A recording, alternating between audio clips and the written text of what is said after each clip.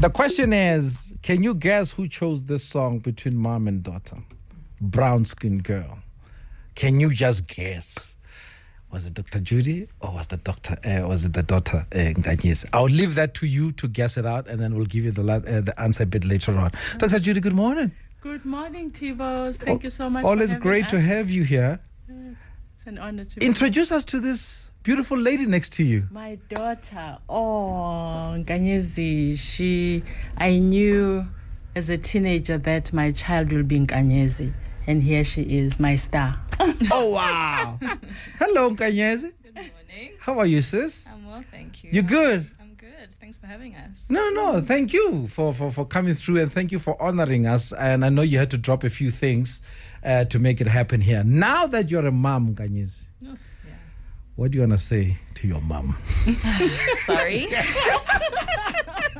I'm so sorry. You now get it. I get it, yeah. No. Biggest lesson for you? Sure. Your parents are trying their best, hey? I think, everyone says, having kids is so amazing, it's so amazing, and it is. But raising them, the motherhood, fatherhood, that's the hard part. Yeah. Yeah. What is the one thing you wish she would have warned you about? It was me, she would say, you'll see one day when you have kids. And she warned me. And I'm seeing now. Yeah. Yeah, so I had plenty of red flags, warnings. They were all there. I just chose to ignore them. I thought she was the problem. And now you realize. The one thing that I don't think either fathers or mothers tell the next generation of parents, and maybe you may agree with me here in Nkanyezi, is that you need to have a second heart and then start growing it early because you're going to need it. It's not about you now. There's something bigger, more important than you. Have you experienced it already? Yeah, I think with the first kid, I was... I know one. Nkanyezi, hin. How many now? You haven't caught up. Never. There are 3 of them. What? Yeah. Can we buy her TV now? No, don't worry, mess it up. We're done. Those are my diamonds. Oh, listen to grandma now. Really? And now that they're 3? Now that they're 3, it's overwhelming. Oh, wow. I remember my biggest fear when I was pregnant with the second one was, am I going to love the second one as much as I did the first? Then you realize that your heart just grows bigger and bigger, and it's just more of you to give. Yeah. Moms always worry about, and I think it's a generational thing. Yes, this is Judy. Looking at Nkanyezi where she is right now, did you do a good job? I think God is just there with you. Yeah. You know what I'm saying? Yeah. And a lot of it is Nkanyezi rather than the job that I did. You know what I'm saying? I don't take credit for anything. I just say, thank you, God. She came out fine, Yeah, because it's not because of anything I did. Yeah. You try, like Nkanyezi says, you try your best. Yeah. You mess up, I was that type of parent, she might not remember, that I would apologize when I'd messed up, Oh, okay. Oh, yeah, because, that was a mess. Yeah. You learn of course, as you do it. So, and wait a minute, you apologize to her? Or you apologize in the shower? Those soliloquies you have? I apologize to her. She might not remember. But I'll be like, oh, sorry, guys, I messed up there. I shouldn't have done that. You remember that? Yeah, definitely. And as a result, I guess I also apologize to my kids as young as they are. Oh, okay. And then sometimes I'll forget I've apologized and I'll apologize again, and my 6-year-old will be like, you already said sorry, Mom. Yeah. Oh, man. I think it's Khalil Gibran who said, when the Prophet, I don't know if you've ever read or listened to his stuff. He says, parents are nothing but the bow. The kids are the arrow. Yours is to stretch as much as you can so they can hit the bullseye, right? And sometimes it's the strength that may be there or not there. But now you're saying, and which is great, that you realize that you're only but a vessel, you know, for this life, right? But you can't help as well, but also take responsibility for either going right or wrong. So tell me about the fears of motherhood, especially in raising a girl in this world, in this time. Oh, tell me about it. You know, the funny thing is that when you're parenting, co-parenting, there's always going to be the nice person, you know. Oh, the good and the bad cop. And there's this strict person who's like, oh, there she comes. Oh, you know. Yeah. And I think you carry the fears you had growing up, and you actually just inject them to your daughter, especially. Yeah. Because the things I was scared of was getting pregnant, believe it or not, out of wedlock. Oh, yeah. Right? Yeah. I was scared of those things, and then I don't marry the guy, and, you know, it sounds primitive today, but it's an honest fear I had. That's right. So it's the fear I had for her, you know? Yeah. Like, oh my goodness, you know, when the other kids would be having sleepovers, she wouldn't. And, you know, my husband is laid back. Yeah. And I'm this person. No. You can't do this. Yeah. You can't do that. Oh my God! You can't date till you're this age. You can't. Yes. Can't. I was the parent that's the can't. Yeah. And my husband was like, you can. Well, that's not true. I mean, it would be, Baba, can I go out? Have you asked your mom? Yeah. Yes. Damn it. So you couldn't play them off, you know, against each other. So they had a united front, which is great. Yeah. Which is great. But were those fears? Did you get the sense of the fears from your mom? Yeah, I mean, she's very literal with her fears. You know? You don't need a sense, she'll tell you. Yeah.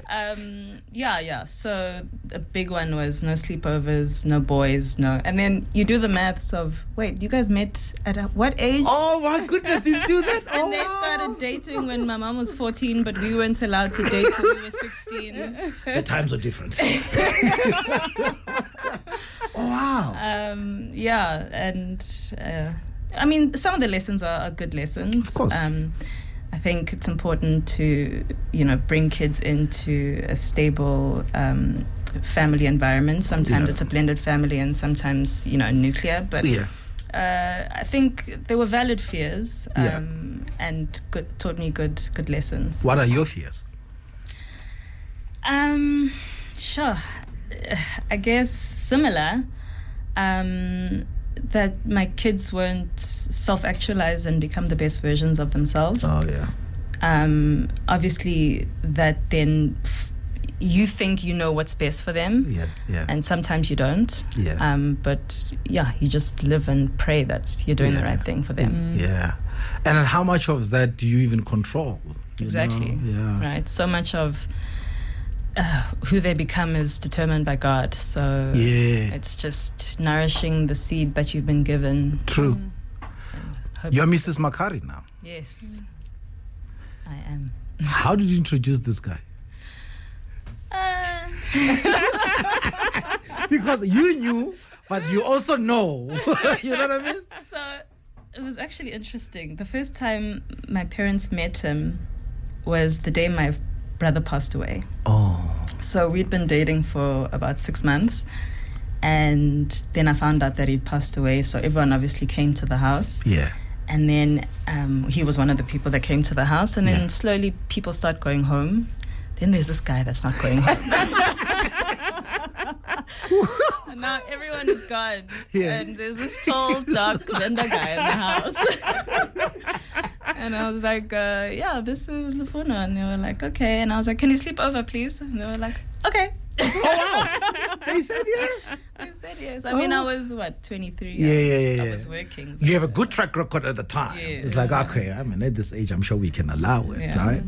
What does he say, Lufuno? Do you remind him of his mom? Did he marry his mom? Sure. We're both Scorpios. Oh, wow. Yeah. Yeesh. So we do have that in common.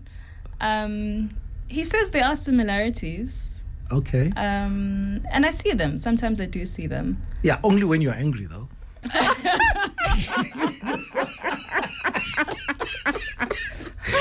Right? Yeah, I guess It's like, so. Yeah? Yeah. Mom Judy? Uprasizwe? Does he say anything to that effect? Not That maybe you just, there's something in Kumbuzuma. Well, I think both of us, he won't say it. Sizwe is a diplomat, right? He doesn't say things that he didn't want to say. You know those people? Yeah. I'm the opposite. I feel it, I say it. That's right. You know? But I had a close relationship with my mother-in-law. Oh, nice. And we liked each other, I think we had similar principles. Mm-hmm. We feel it, we say it. More hair than me. So which helped me because she trained him for me. Oh. Right?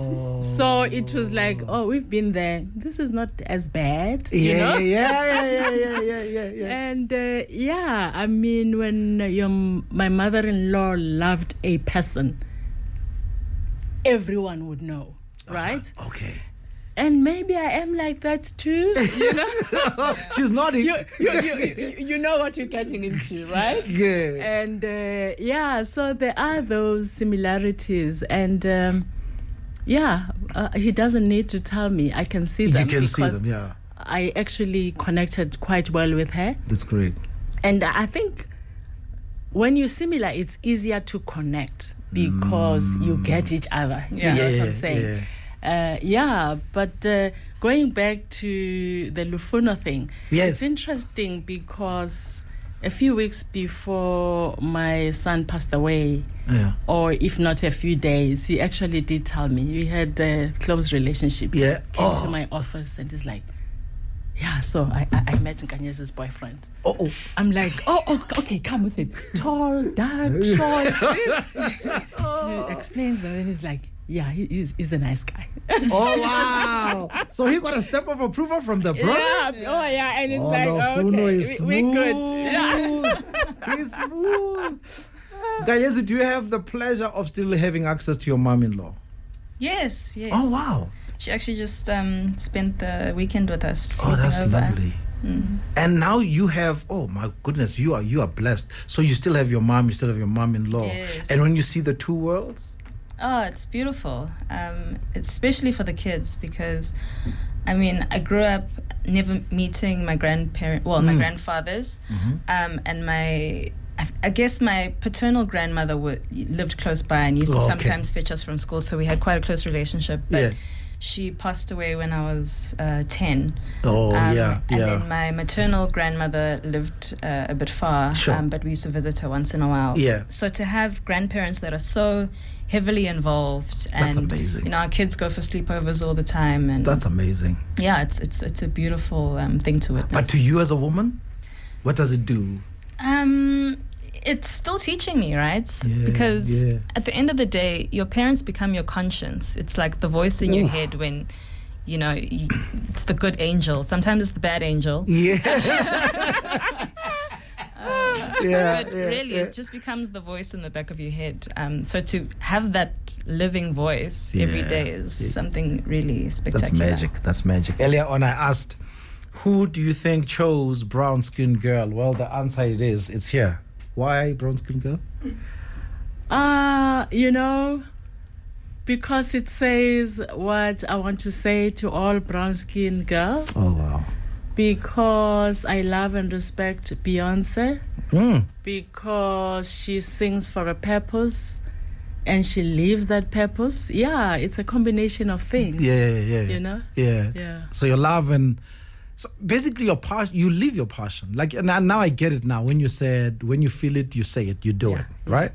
I do live my passion. I think that's the best way of expressing it. You do. Why Khusela? It's just a beautiful song, beautiful lyric. You don't strike me like a church girl. You know what? Amapiano has made us all church people, right? Has made it accessible, right? You know? Yeah. We can relate now. I don't know if Nkanyezi has ever done radio before. First time? Yep. First time doing radio? Ever. Do you listen to radio? I do sometimes. Do you know what? If I could say to you, back announce a song, would you know what to do? To do what? Back announce a song? No. As in, tell us what song just played. Oh, that was Kusela by Kabza De Small. Go. Featuring who? Msaki. There you go. You see how easy was that? I'm a natural. Oh, yeah, you see? Oh, my job is on the line now. Oh, by the way, if you just joined us, we are celebrating Mother's Day. We started today to prepare you for, obviously, the weekend that is coming, the biggest weekend, you might as well say, celebrating the matriarchs of our family.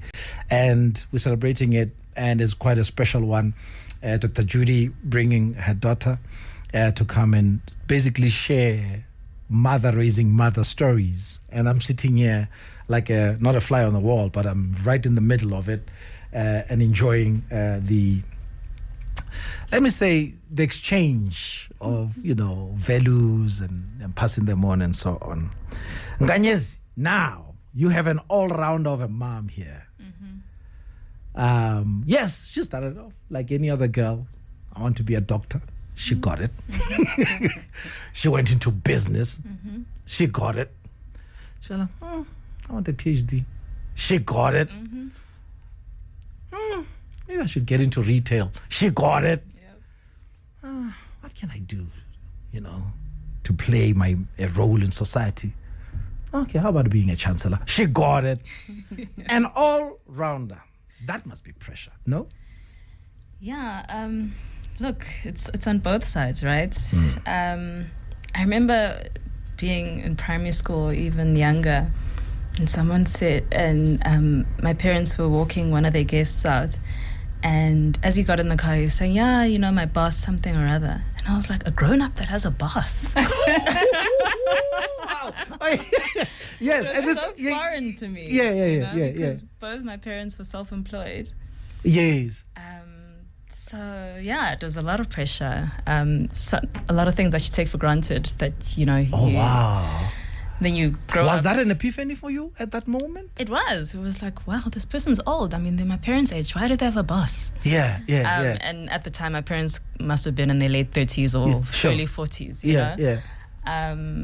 But, it just shows you that some people are just destined for greatness and work really hard to achieve that. Because, I'm in my mid-30s and I've had plenty of bosses. Yeah. Okay. Oh, there you go. Yeah. Does being a Nxasana's child come with its weight anywhere you go?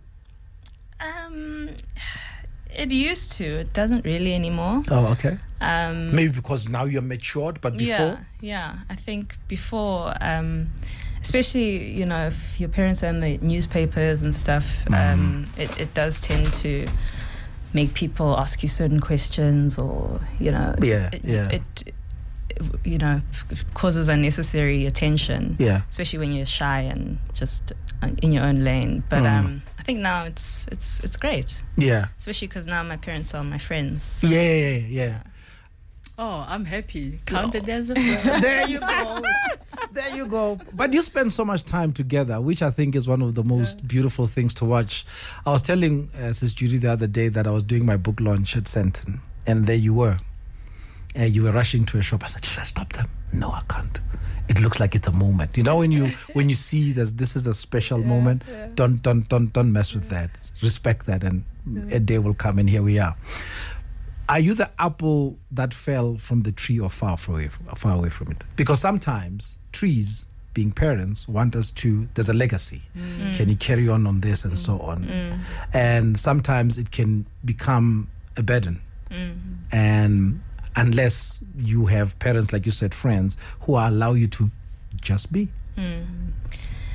I mean, I think in terms of personality, I'm very much a mixture of the two of them. We're very alike. Oh, I great. think, my brother was more the apple that fell a little bit further, but I mean, he was closer to my mother's side in terms of personality. But for me, in terms of the burden, I mean, I was in corporate for a few years, and you know, my parents had started obviously their own thing, and my dad kept, you know, hinting like, when are you going to join us? Oh yeah, yes. And I was just you like, see the legacy, thing. Ignoring him until one day he was like, no, it's time for you to join us now. Oh wow. And I think I was quite conflicted, you know, I agonized about it for quite a while. Yeah. But then once I joined, obviously there were some teething issues. Working with, you know, your dad can be a bit tricky, but now, my goodness, I couldn't imagine working anywhere else. Oh wow. So you did say yes? Yes, I said yes. Oh wow. And I've been there for 5 years now. Okay.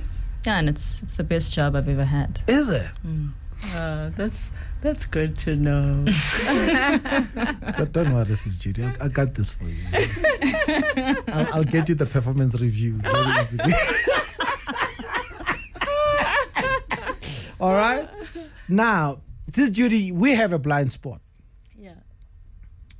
She, obviously out of wedlock, born, raised by Ukoko, Ekaya. Mom moves to Joburg, like most of us, when we look for opportunities. Yeah. Meets someone, gets married. She then matriculates. She wants to come to Joburg to further her studies. Where does she go? To mom, right? Mom says no. You might just, you know, disturb the peace at my house, so to speak. She's then seconded to auntie, Guatem. Auntie raises her or stays with auntie. She just goes to visit. She sleeps over, visits. She doesn't sleep over, visits only. Now the stepdad has passed. Mom is reaching out. And she's like, no. Is she... her feelings are legitimate. The question she's asking is it okay to work on forgiving her but not to have a relationship? The thing is this. Life is tough. And none of us can judge how people feel about relationships that have failed. And I don't think she's emphasizing not having the relationship with the mom more than I think is the case. And here is why I'm saying that. Forgiving her makes sense for her own sanity. When you hold grudges, they eat at you. So you have to forgive people. That's just a no-brainer. Yeah. But the type of relationship that you have after that, yes, like we're having a chat, Nkanyezi and I, is that there's a trust element. Yeah. You know, we protect ourselves against people that have hurt us before. Oof. Right?